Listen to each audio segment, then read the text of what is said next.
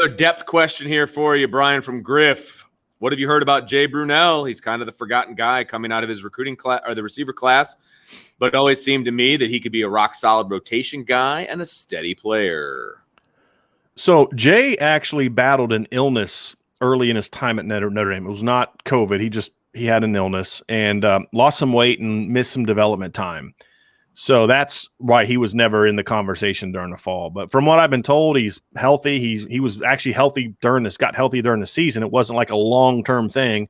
Got healthy during the season, and there's some excitement about what he can bring. He is exactly what Griff said. He's a solid player. He's not going to be a guy that's going to, average 25 yards a catch. He's not a Braden Lindsey kind of player. He's a possession receiver that has potential to be a very good route runner, very good ball skills, and he's a better athlete than I think a lot of people give him credit for because of where he's from. I mean, you don't think guys from the Northeast are necessarily going to come in and be athletic, but he's a quality athlete. Ran a 4.4 at Notre Dame's camp, was the best receiver Notre Dame had at that camp, which is how he got they were not going to offer him. He was not a guy that was really on their radar to be offered.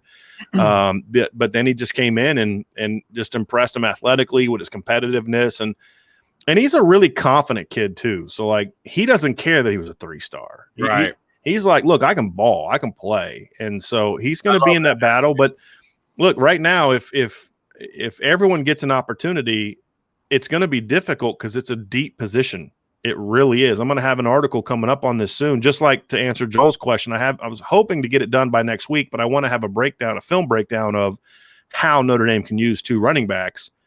This is another one where I'm going to actually have something up very soon about Notre Dame is loaded at receiver, which means great competition, which means whoever emerges, if it's genuine, they should have a really good receiving core next year. Yes. And I'm excited about that. There's no talent excuse, as we've talked about on this channel before. There's no talent excuse. There's no depth excuse.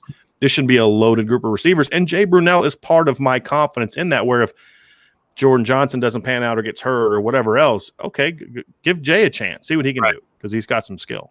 Agreed.